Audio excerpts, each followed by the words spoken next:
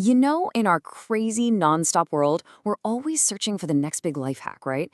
The secret to being happier. But what if the best, most practical advice for our modern problems was actually written down over 150 years ago? Let's take a look. I mean, haven't we all wished for one at some point?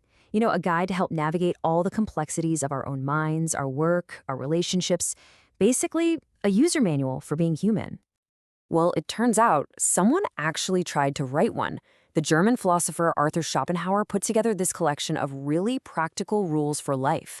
And this isn't about some abstract philosophical theories. No, it's more like a field guide for getting through existence. And honestly, what he had to say feels like it could have been written for us today. It's kind of wild. So, where does this guide to a wiser life even begin? Not with some huge cosmic truth, but with something way more down to earth, your actual physical brain. Schopenhauer was adamant that to think well, you have to start by treating your mind for what it is, a physical organ that has real limits.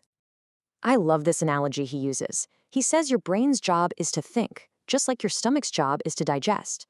Now, you wouldn't just force feed your stomach 24/7 and expect it to work properly, right?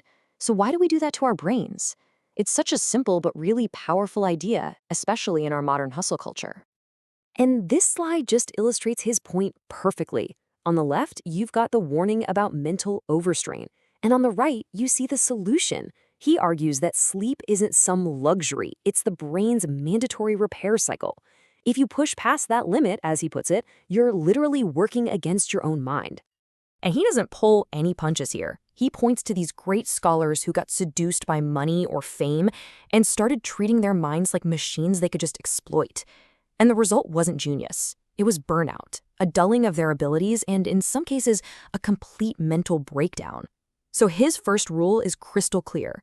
True wisdom starts with physical rest. Okay, so once the physical hardware is taken care of, Schopenhauer turns to the software, our own runaway thoughts. He argues that our greatest source of misery often isn't reality itself, but the crazy stories we tell ourselves about it. Sound familiar? I mean, how much of your day is spent in that low-grade state of anxiety about a future that doesn't even exist yet? This is not a new problem. Schopenhauer saw it as this fundamental human tendency that we have to actively fight against. He calls these daydreams of disaster castles in the air.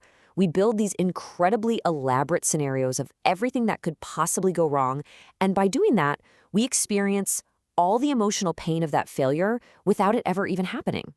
He says we have to be on guard against this, like treat it as a genuine threat to our well-being.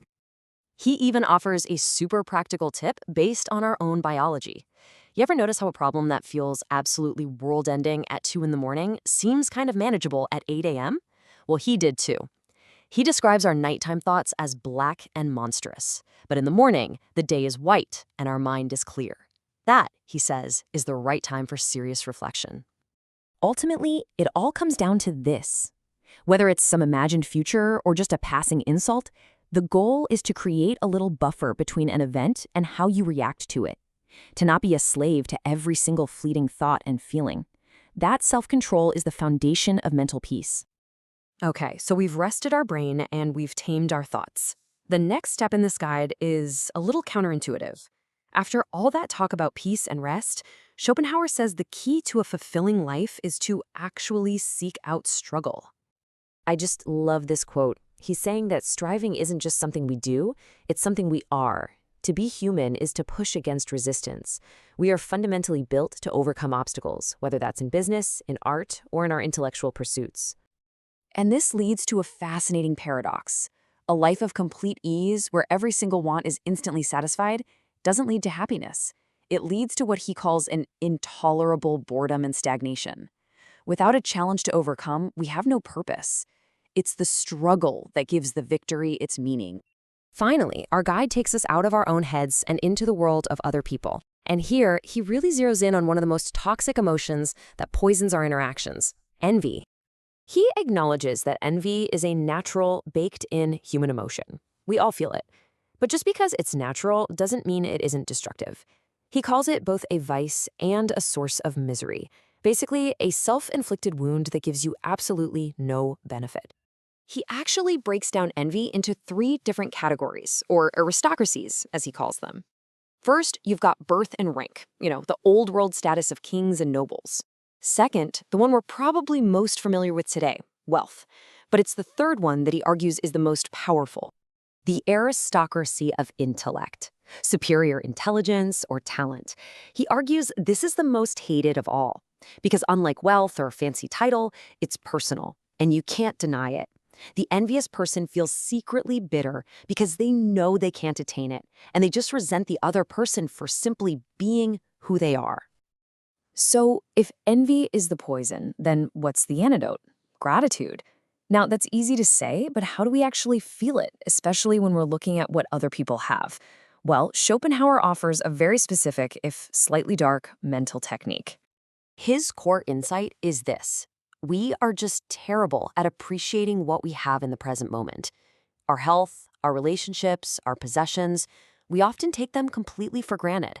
Their true value only becomes clear to us when they're gone. This leads to his mental exercise. Don't just count your blessings. Instead, frequently imagine they are gone.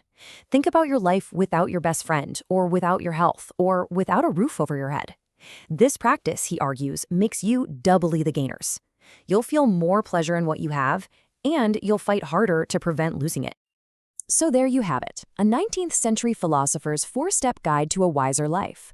First, protect your brain's physical health. Second, master your internal world of thought. Third, seek out meaningful challenges. And fourth, practice a really radical form of gratitude. It's just a timeless framework for navigating our inner and our outer worlds.